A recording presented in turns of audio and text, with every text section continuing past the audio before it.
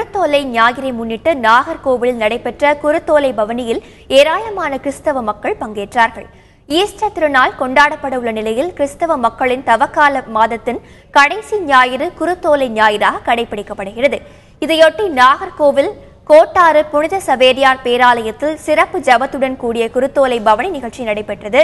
அதில் ஏராளமானோர் பங்கேற்றனர்.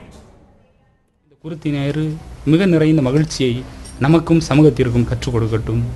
தொடர்ந்து மகிழ்வோடு இந்த பயணத்தை நாம் தொடர்வோம், கொண்டாடுவோம். குருத்தோலை ஞாயிறு விழாவை முன்னிட்டு சென்னை பெசன்ட் நகர், சாந்தோம் போன்ற பகுதிகளில் இருக்கும் தேவாலயங்களில் சிறப்பு வழிபாடு நடைபெற்றது. குருத்தோலையை கைகளில் ஏந்தி கிறிஸ்தவர்கள் ஊர்வலமாக எடுத்துச் சென்றார்கள். இந்த விழாவில் ஏராளமான கிறிஸ்தவர்கள் பங்கேற்று வழிபாடு செய்தனர்.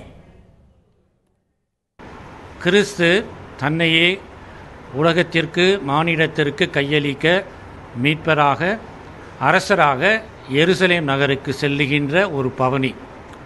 குருத்தோலையை கையில் ஏற்றுக்கொண்டு ஓசானா என்ற கீதத்தை பாடி மக்கள் அனைவரும் ஆர்ப்பரித்து அவரை எருசலேம் நகருக்கு அழைத்து செல்லுகின்ற ஒரு நிகழ்வானது இன்று விழாவாக கொண்டாடப்பட்டது.